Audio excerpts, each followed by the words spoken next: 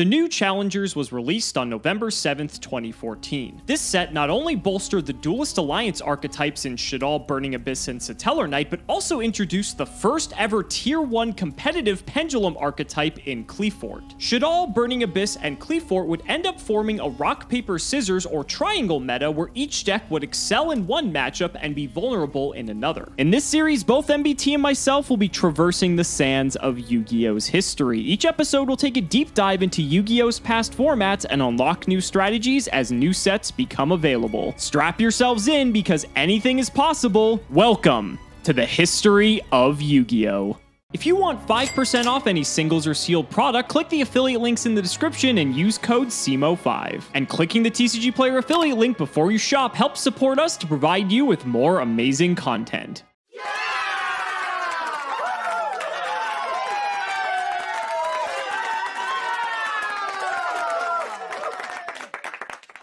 Feels weird to be out of the shirt of shame. We went the entire hat format without winning a single match, and all of a sudden we win a couple in a row just by playing Tellar Knight and Yangzing. Well, hopefully we can keep the streak going because this is Clefort. So Duelist Alliance introduced a lot more than Burning Abyss, Shaddoll, and Tellar Knight. It also introduced a new Master Rule. That Master Rule was designed to decrease the power of going first, but it also introduced a new type of card, Pendulums. These monsters can be treated as spell cards that sit face up in your pendulum zones and get the effect between their two scales, or as monsters with their monster effect activated. That little number that you see on the left and right of the card is their pendulum scale. If you build a scale that includes a series of numbers, something like a 1 and a 9 would be inclusive of the numbers 2 to 8, you can once per turn perform a Pendulum Summon, and summon any number of monsters from your hand or face-up extra deck with a level between the level of your scales. This is an unbelievably powerful ability. It's something that a lot of decks were trying to do,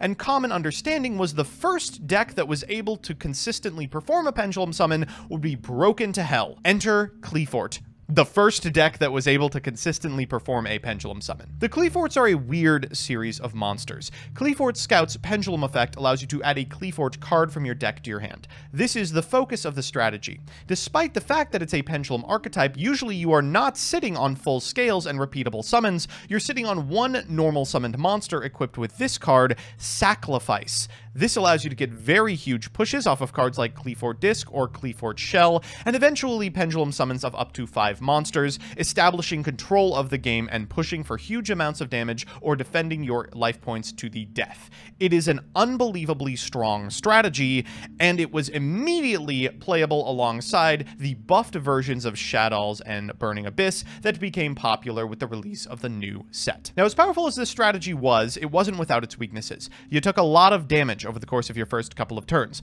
Clefort Scout, for instance, costs you 8. Skill Drain costs you 1,000. Your first turn, if your opponent has a removal spell for the normal summoned monster, they can make a big push. And remember, this is a format that includes Double Dante Dome you for 5,000. If you can survive the first couple of turns, oh, the match gets a lot better for you. Using powerful floodgates like Vanity's Emptiness and Soul Drain, you could easily neuter your opponent's plays while making very strong ones of your own. To mitigate the life point damage at the start of the game, the Clees have one more trick up their sleeve. Each of their effect monsters has an unbelievable effect. Even though they can at any point be normal summoned by tributing a monster you control, they can also be normal summoned without tributing. This sets their original level to 4 and their attack to 1800. If normal summoned or set, or tribute summoned of course, it is also unaffected by the activated effects of any monster whose original level or rank is lower than this card's current level. Finally, many of these monsters also get unbelievable effects if tributed. The large ones get effects if tribute summoned. This deck, alongside Shaddoll and Burning Abyss, formed a triangle meta. Clefort has an unbelievably good matchup versus Shaddoll. They can leverage their extremely powerful cards like Shaddoll Fusion if you never summon from the extra deck until you are winning the game. But it has a much weaker matchup versus Burning Abyss that can put in extremely powerful pushes and close out games with stuff like Nightmare Shark. It was A very weird time to be playing Yu-Gi-Oh! A significant amount of the match seemed over as soon as you saw what your opponent was playing, but that doesn't mean there wasn't room for the individual skill of specific players to take over. We'll see if Alex's skill can make up for a bad matchup. So let me walk you through the individual cards. We've got Odd Eyes Pendulum Dragon. This card, if in the Pendulum zone at the end of the turn, can be sent to the face-up extra deck in order to add a Pendulum monster from your deck to your hand. Here's Scout. Trample Lynx is a weird one-of, which allows you to cycle Scout multiple times in one turn. Triple Carrier, Triple Helix. These are your small Cleforts. Double Disc, 1 Shell. These are your large Cleforts, and of course, 3 Scout. We don't yet have Stealth. We don't yet have Monolith. Those will come later. We have 1 Forbidden Chalice, Triple Mystical Space Typhoon, Triple Pot of Duality. Again, your first turn is mostly going to be normal summoning, and you can forego any individual turn in order to get a sick Pot of Duality and find a powerful Floodgate. Triple Sacrifice, Triple Summoners are to search the Scout. They count as normal monsters, despite the fact that they have a pendulum effect. Triple Upstart Goblin. This is an innovation that started to become very widespread during this period. Patrick Hoban had for a long time been professing the power of playing a 37-card deck, and no deck took more advantage of this than Clefort. We've got 1 copy of Compulsory Evacuation Device, Triple Skill Drain, 1 Soul Drain, Triple Vanity's Emptiness, and 2 Wiretap. In the side, we've got 2 Maxi, 2 Enemy Controller, 2 Night Beam, Triple Spell Shattering Arrow, 1 Bottomless Trap Hole, Triple Mirror Force, and a Torrential Tribute. In the extra, we've got a lot of 4s and some 5s. Theoretically, we could make them, though every Clefort has a very strange effect at the start of their pendulum, which says you cannot special summon any monsters except for Cle ones. This means that in order to actually go into one of these, you would have to find a way to clear your scales, maybe if your opponent resolves a Fairy Wind. So with that, let's see if we can make it happen. Man, I am just getting thrashed in Duelist Alliance format. Maybe reading cards would actually help with that, but in any case, I don't think this episode I'm doing myself any favors. Why I allowed Joseph to play Cle this episode is beyond me, considering I have to play the worst matchup of the triangle format we find ourselves in.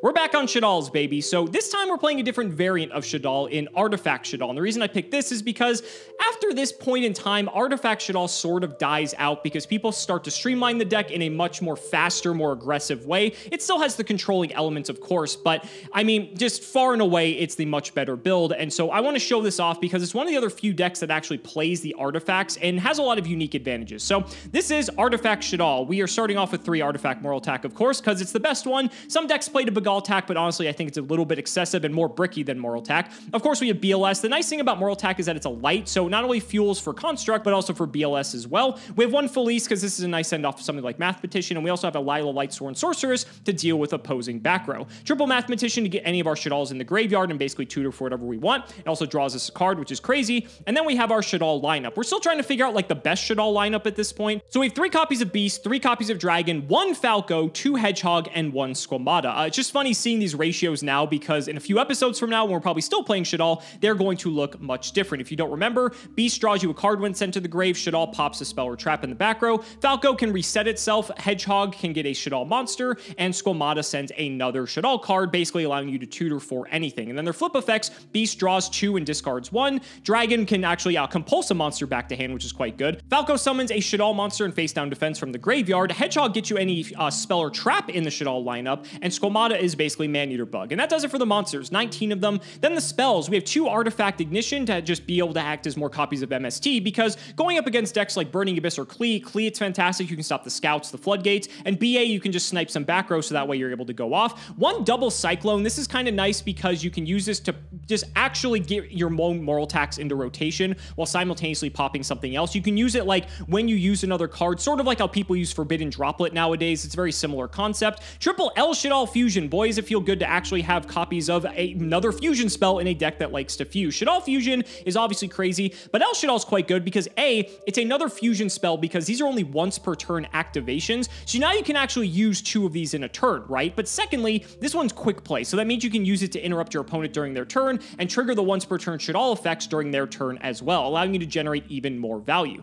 Triple MST and then triple Shadal Fusion, followed by 1 Super Polymerization as well. The traps, we have triple Sanctum because we're playing artifacts, a Call the Haunted, Compulse. Shadal Core did not see play in the early stages of this deck because it wasn't really that good, but now that we have El Shadal Fusion, this is a nice send off of something like your Construct because now you can actually make sure that you get your fusion spell back to hand prior to the fusion monster hitting the graveyard. Shadal Core is pretty good for this. And then 2 copies of Sinister Shadow games, rounding out our main 40. For the extra, we have 3 copies of Construct and 2 copies of Winda. The new inclusions from the new challengers are El Shadal Grista and El Shadal Shekinaga. Shekinaga needs an earth and Grista needs a fire. Grista's kind of neat because I believe it actually is just like a solemn judgment where it can negate the summons of monsters when your opponent special summons a monster. So only on special summon, it can't do normals. And then Shekinaga is great because A, I mean, it's just gigantic, but B, when a special summon monster activates its effect, you can discard a Shadal card as effect rather, not as cost, and negate that activation. So not only can you trigger Shadals during your opponent's turn, but it's also a way to negate opposing effects as well. And these two also have the ability that when they're in the grave, you're able to get back one of your fusion cards, so you can keep constantly rotating all of your fusions. And then for the Synchros, the nice thing is we can play a nice package of 7s because since we're playing Moral Attack, we have more access to the Synchros than we otherwise would because Beast was the only 5 before, and now that we have Moral Attack, this with Falco makes 7, so we can go into Arcanite Magician, Black Rose Dragon, Yazi, and even Michael. And then we have Leo, Keeper of the Sacred Tree, because this card's just an asshole to deal with. And then we also have Durandal for the rank 5 rather, and then Exciton Knight and Volcasaurus rounding out our Xyz. For the side deck, of course, we still have Fire and Ice Hand in here. I just love how well these complement the deck and are a way to sort of play around cards like Shadow Imprisoning Mirror, triple Breakthrough Skill for any of the matchups where this is important, triple Different Dimension Ground for either Burning Abyss or actually a lot of different decks during this time. Triple Fairy Wind, we're probably going to see this come in against Klee because being able to blow out any of their floodgates is very important. And 2 copies of Vanity's Emptiness for ourselves, which is strange not to see it in the main deck, but again, this was still like at a time where people were debating how to actually play this card, and God, I hate this card. I really hope this gets banned soon. But in any case, we're going to give Shadal another run. We're in an unfavorable matchup for sure, and so I am expecting to lose this, but we'll see what happens. Anything's possible. Ladies and gentlemen, let's not make you wait any longer. It's time to duel.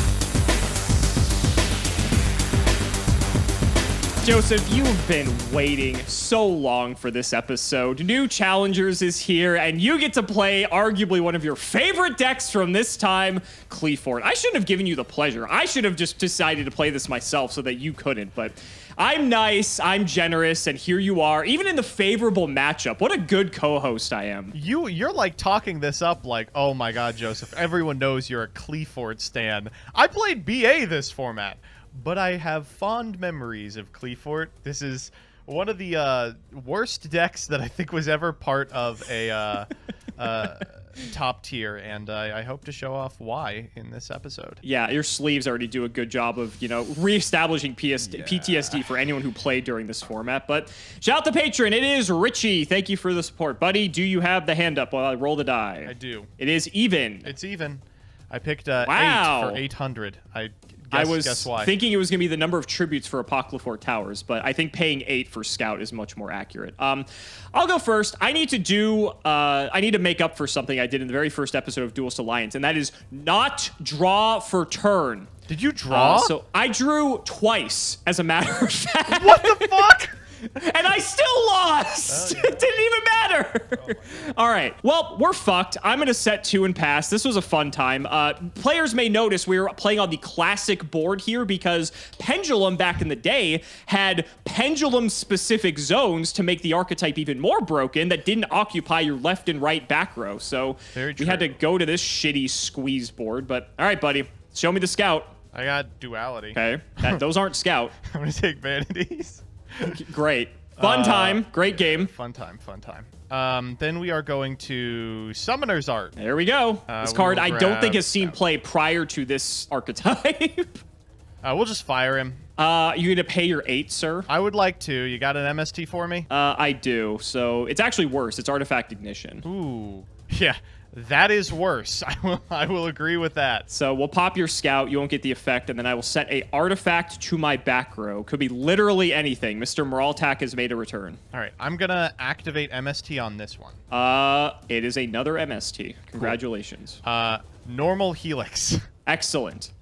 Sacrifice. Oh, great. Great. Don't miss Bada this. bing. All right. So you are at 21, correct? Because I know Klee is like the first like real archetype for pendulums. They couldn't have made them like any more simplistic. These have to be some of the weirdest fucking cards they've ever printed, like even to this day by pendulum standards. And they are just so frustrating to deal with. I'll take the 21. And I'll set 2. I have 2 good ones. Back to you. Great.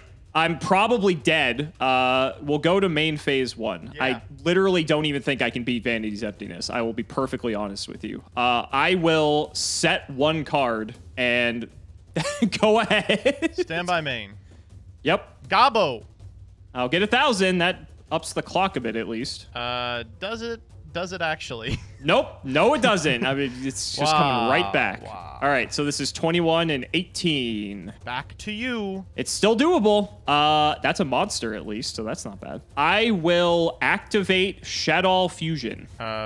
Vanities. Okay. I needed to at least get this active at some point. I will set a monster, and I will set an additional card and pass the turn. Stand by main. Yep. Skill drain. We were always going to win this one, weren't we? Yep. Let's attack with carrier. Okay, so now carrier is up to 24 because of skill drain, correct? Correct. It is Hedgehog, which it's a flip effect that I cannot activate because of skill drain. And unfortunately, flip effects are mandatory, so it's not like I can opt to use the other effect of Shadal Hedgehog. So Not like it's ever going to be set to a card effect. I could have flipped No. skill drain last turn to get in for lethal here, but I didn't. I'll draw. Yeah, we're probably fucked. Could I have done something different here? No, I could not have done anything differently. We will just go to game 2. That was the fun Clefort game. experience in a nutshell. Yeah, great. Interactive. You know, I said at the end of last game I couldn't have done anything different. I think I could have. I could have MST'd my Morale Tack in response to your MST just to get it on the field. If that would have done me any good, I don't know. But at least it would have, like, possibly given me some material. I also had Shadal Fusion plus El Shadal Fusion, so there's like some world where I could have like chained El Shadal after your emptiness, but like Winda isn't big enough to clear the Cleese, so it like doesn't fucking matter. Yeah, we actually... especially when you have skill drain. Yeah, the Morale Tech resolving before skill drain would have been crazy, but the only target during that position would have been a sacrificed monster. We didn't get to see it this game, but Nope. resolving the effect of sacrifice, it's pretty good. It's not bad, I hear. It is not bad at all. All right, I'm going to go to main phase 1. This hand looks a little bit better. I'm going to start with Mathematician. So we're going to get dumping here. I don't know who picked the Shadal ratios for this deck, but holy crap. I am going to dump a Squamata, and then I'll trigger Squamata. I'm going to dump a copy of Beast, and then trigger Beast. I'm going to draw another card. I'm going to set 1, 2, 3, and hope to God that I can win this one. Go ahead. Better not have a fucking anti-spell. Stand by main. I don't think they were playing anti-spell this early on yet. Jesus Christ. And no one knew what they were doing. All right, No. I'm going to normal summon Clefort Disc. Okay, so this is just a regular 1800 level 4 classic. Wait, I lied. I'm That not doing is... I'm going to Upstart Goblin. Okay, I'll gain 1,000. I'm going to Upstart Goblin. I'll gain another 1,000. I'm going to normal summon Clefort Disc. Excellent. So this thing is an 1800. Its level becomes 4, and I have no response. We'll go Sacrifice here. Yeah, nothing I can do about that. Yeah, let's try it. I'll attack here. I've got Sanctum. Yeah! Oh, please, Sanctum. Yeah. Oh, no, not Sanctum. Oh, please, not Sanctum. We'll pop the disc. Oh, man, and I get to resolve Sacrifice? You get to resolve Sacrifice. Congratulations. Man, this is kind of crusty. Wait, you're popping the disc here? Yes. So here's the weird part. If you pop the disc and I trigger the Sacrifice and I go get Scout and I scout for any monster, I'm going to take a shitload of damage. And even if... That's the idea. Even if I have a scale here, then you can activate Shadow Fusion because I've specialed from the extra. So I'm actually going to Chalice the Morale Tech. Interesting. Okay. I don't think I have a response to that. So, yeah. So I'm at 2,500 on the Morale Tack. Would you like to redeclare? Yeah, I'll redeclare on the math. So then I will take a total of 600 from this, and then I will draw a card per Mathematician. Second main, I will set an Odd-Eyes Pendulum Dragon. Into the scale to be able to get your Scout, huh? I will set a couple, go to the end phase, and trigger OEPD. We'll grab Scout. And my Morale Tack no longer has 2,500. That was nice while it lasted. All right, I'll draw. Stand by main. I will run out Ice Hand. Battle Ice Hand in. That's fine. Okay, so I'll take 7 from this, trigger Ice Hand, and we're going to roll for it. Not really keen to pop Sacrifice if I don't have to. I'll pop this one. That's Skill Drain. Skill Drain's gone. Okay. So here's Fire. I will go Morale Tack into Disc. I'll activate skill drain on attack deck. I see. So this would pump your disc up to 31 if that goes through, and I don't think I can let that happen. So I will chain Fairy Wind in response. Wow, that is monstrous here. Holy shit. Yeah. Okay. I'll take 6 here. Yep, we both take 6. And then you do get to trigger Sacrifice. I'll get Carrier. Okay. And then the disc is still only 18. Or it's now down to 18 because Skill Drain never resolved to negate the E. Right. I'll take 3 here. So he will go to your extra deck. And then 16 direct from the Fire Hand. Second main, I've got a back row. Ooh, you played that turn really well. I should have just let the Morale Tech crash because they were both at 21 and my guy couldn't be destroyed by battle. Reading cards, buddy. I was going to Fairy Wind anyway if it makes you feel better. Well, yeah, but then I still retain the skill drain potentially. Potentially, yeah. We'll go Scout here. Would you like to pay the 8? I will, yeah. Okay, I'll Ignition. That's a good one. We'll get a Morale Tech. I know you have Carrier in hand and 1 unknown that you drew for turn. Conveniently, I also have Exact Lethal on board. I know. I'm going to normal Carrier. I'll set 1 and pass it back. I think I'm going to take the initiative to do this now. I'm going to fire another Ignition, target my set. Actually, I don't have to target my set. What the fuck am I doing? I can just target your set. Yeah, that's fine. It's MST. And then get Morale Tech in the back. We'll draw. Let's see. So I have what here? 300 plus 16 is 19. So I need 1800 to win. There we go. Shaddoll Dragon. Bada bing.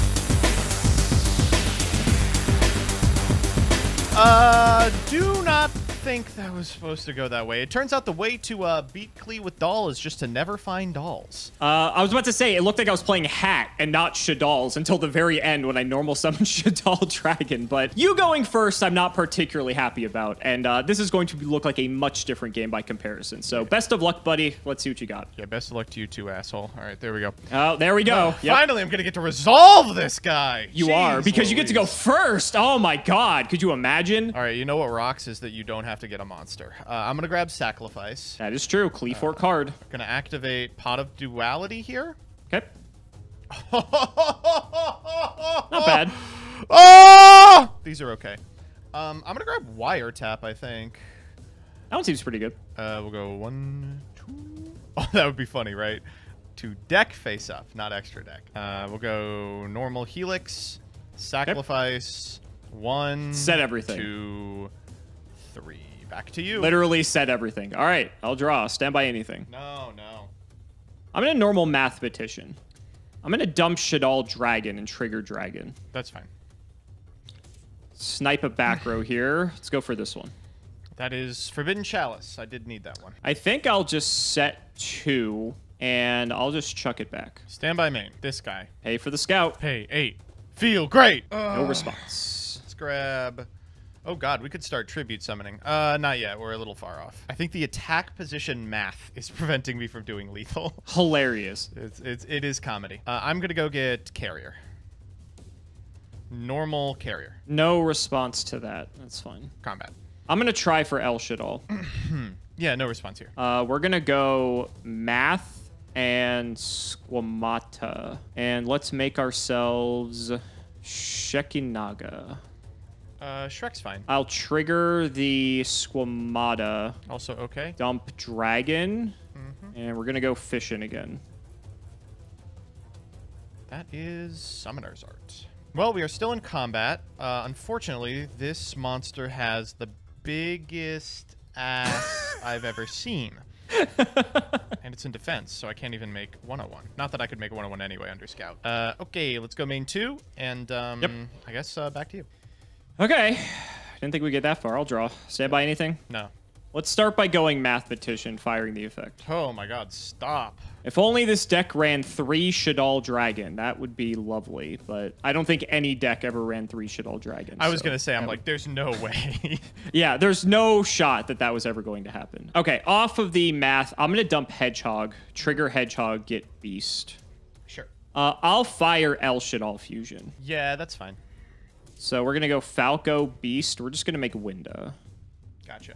I would make a second Shek, but this deck doesn't play it. Okay, so chains here. It doesn't really matter because Falco just resurrects itself. I guess I'll use Falco to chain block, although I know this set's wiretap. So Falco chain 2, it'll set itself, and then Beast, I get to draw a card. And then I'm just going to go to battle here. I'm just going to send Winda over the carrier. Sure. This is, what? We'll take 4. Carrier goes to the extra. I would have liked to take out Helix, but Sacrifice is a fucking asshole of a card. Go to main 2. And I guess I'll just throw one in the back row and hope to God this gets me there. Setting cards. My God. All right, stand by me. Could you imagine? Let's go scout here. Disc has been acquired. We are going to crack Helix here for Disc. Okay. We will trigger Sacrifice and Disc. Okay, you have Helix too. Yes, I do. Yes, I do. God. I mean, this one? Well, how are you order? I mean, the chain order. I don't know if it matters necessarily. Oh, it matters immensely. Okay, so what's your chain order then here? We're going to go Sacrifice 1, Disc 2, Helix 3. Okay, so Helix is targeting my back row, center back row, right? And then Disc resolves, and then you'll have Sacrifice adding, correct? So resolves, it's Sanctum. Okay. Finish resolving your chain, so now Disc will summon 2 dudes. Yeah. Grab Carrier Helix here. And then Sacrifice, get your add. We are going to grab Scout. And then new chain Sanctum activates. I will pop Disc. Okay. And you have exhausted your 1 special summon for the turn because Winda is up. Oh, man. I'm actually going to lose this. This is incredible. I'm going to get winded out of this game. Because otherwise you'd be able to Pendulum Summon right now. I cannot believe you found a way out of this one. That's incredible. I've also already normaled, right? You have, because you normaled the Disc. I should have just not activated Helix. I'll put Scout here. Okay, double Scouts. You never really want to be in this position. But you're full in on the pay 8 at this point. We'll grab Sacrifice. Okay. The fact that they're going to die just fucks me, I think. I'll Sacrifice targeting whoever. Okay. I'm going to MST targeting the Sacrifice. Yeah, we just don't have it. There's just no way. Yeah, you got it. Oh my God. Man, I should have known. I was like, he reminded me of Helix, so I would pop something with Helix.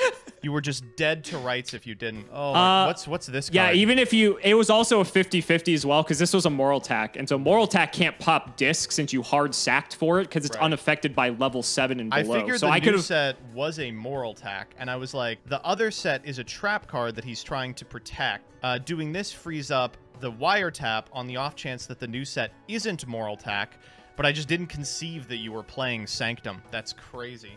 I mean, to be fair though, like the value off Helix is too good. No, right? no. I mean, I don't think the value off Helix is the problem. I think firing the Oh no, yeah. No, I think definitely I should not be blinding Helix against the Artifact Doll deck. No. Fair. I mean, it's really a tough call because it could have been like any number of things. Like I have plenty of other cards that it could have been aside from Sanctum, right? And again, if it was the off chance it was Moral Tack the whole time, just rotting in the back row, what does it do? It pops one of your dudes and you still have a Disc on the field that I need to figure out how the fuck to clear. Like in the situation where you didn't Sanctum, I mean, you have the Disc, you have your 2 dudes. You could go what? You can go Disc, kill Winda? Well, or did you have Sacrifice in hand too? Disc had Sacrifice on it, so we could... Oh, so you could have ran over Shek, actually. Shek, yeah. That would have been rough. Yeah, so you could have ran over Shek. I get El Shaddoll Fusion back. You could have cleared... Well, it's weird, though, because you couldn't clear Winda and Shek, though, right? Right, yeah. We're just waiting until we get to a position... Well, Go back for a second. Do you remember the 4 cards in your hand? I kind of want to see how this works. I kind of want to see, like, where this goes in the off chance. So you had Disc. Disc was on the field. Mm-hmm.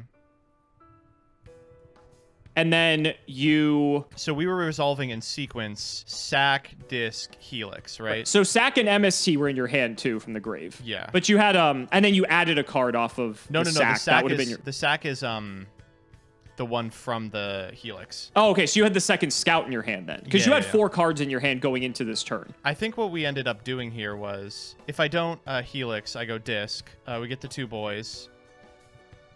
Okay. And then you search for Sacrifice. Yeah. Then we go... Well, Sacrifice can only add a monster. So you had to have gotten the other Sacrifice from somewhere else. Oh, we would have had to go Scout Sack, right? Okay, so maybe that's what you did then. Okay, so then Disc is 31. Then Then we go combat. We go disc over Winda. Or we have to do it like this. We go... Does Falco summons in face down defense? Summons face down defense, yes. Yeah. So we would go over math and over Winda. Okay, so I would take 3 here. Math, I draw a card. And then 31 to my 22 on Winda, correct? Okay, so then I take 9. Trigger Winda. I'll get El Shadal back. Right. And then main 2, we go Trampolinks. Ah. Yes, 2. I set 1.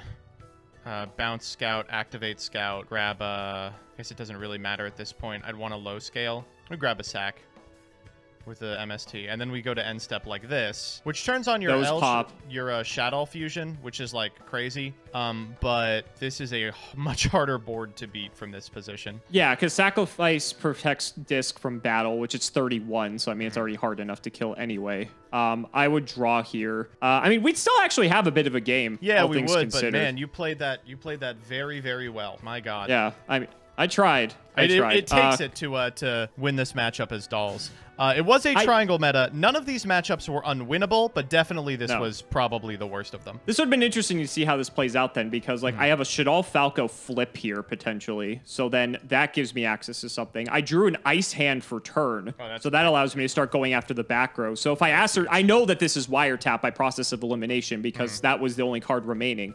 So I could like specifically crash Ice Hand to get rid of wiretap. That turns Sanctum online, and so then it's definitely possible that like it still happens the same way. Potentially. Yeah, the matchup is bad for you. I mean, really bad. Very bad. But mostly because I get to play 3 Vanities and Soul Drain and 3 Skill Drain. And Skill Drain is in a weird position in this deck in that not only does it like win the game versus you because you have to resolve the effects of your monsters, it also turns all my monsters into giant assholes that can't be destroyed by battle because of sacrifice. A significant amount of the deck, the triple duality, the triple Upstart Goblin, is designed to decrease the ceiling of decks like yours by finding one of those floodgates. And unfortunately, if you are not able to find those floodgates, despite the fact that you are playing a deck which theoretically has the potential to summon 5 monsters per turn every turn, in practice, you kind of are a control deck that doesn't have the sort of inevitability that something like, a deck that runs out of inevitability, the same way something like Shadal or Burning Abyss wouldn't. So, it is definitely a weird position to be in. I guess we could talk about your deck a little. This is kind of the last format that people play artifacts alongside the dolls, right? Yeah, I wanted to show this deck off just because we didn't show off artifact dolls. And I think it's neat because like most people know artifacts because of Hat, right? But a lot of people also know because Moraltech happens to be a light that it happens to synergize well with this deck because you need lights to go into Construct. And so one of the issues with playing a deck like this is that if you want to support the Chaos side of it with like BLS and the like, and also Construct just natively the engine, you need to figure out what your light targets are going to be. And so some people pivoted to Lightsworn, some people pivoted to the Chaos Dragons like we saw in the first Shadal episode, and some people pivoted to artifacts. And so I wanted to show off like how the artifacts work in this deck because, you know, Shadal does have a very heavy control side to it. And aside from just being a light that just happens to facilitate your Construct plays, it's neat because in tandem with like Falco, it unlocks level 7 synchro plays in a way that like Beast would. So all of a sudden you can go into like Black Rose at will, right? If you need to. You can even go into Michael, the Arc Lightsworn, because it's a non-tuner light monster, so that's pretty sick too. You also have access to like Yazi and the like, so it just gives you more 5s that you're going to more easily see in tandem with your Falco. Granted, this doesn't come up very often, but it widens the toolbox in the array of plays that the deck has than it otherwise would be.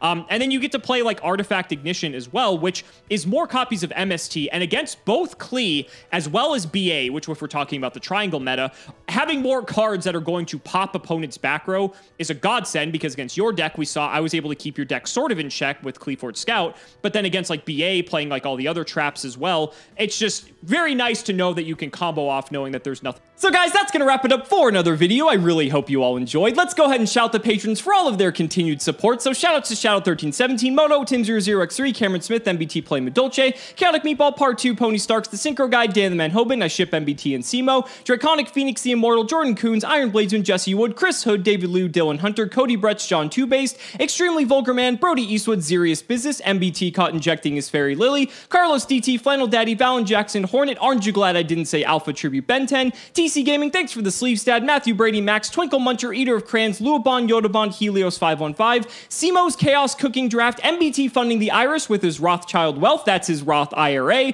Simping for Simo, Stolfin Amethyst, Nicholas Carpenter, Simo's Harem of Sexy YugiTubers, LGMBTQ, Nim Noodle, Malbranch of the Burning Tunnel, Stella and Zoa Vermilion, Wonder Waffle, James Keen, Skull Servant, and The Wandering Doomed are boyfriends. MBT canceled by all community soon, canceled by all committee soon, canceled by all players soon. Not reading cards makes the game interesting, and you know it. The MBT and MBT Yu-Gi-Oh! Stands for Morbin Time, The Undertaker versus Simo and MBT, Dalton, Hunter Reed, Shrug, Zyx, The Crystal Beast Enthusiast, ITF, Corvain, Dark Echo, TG Starman, Seamoose Engage, Viso the V, Wacky Waving, Arm Flailing Inflatable, 2 men selling crudely painted, not so funny plywood cutout folk art, and hatformat.com. Thank you so much for watching the video, and we will see you next time.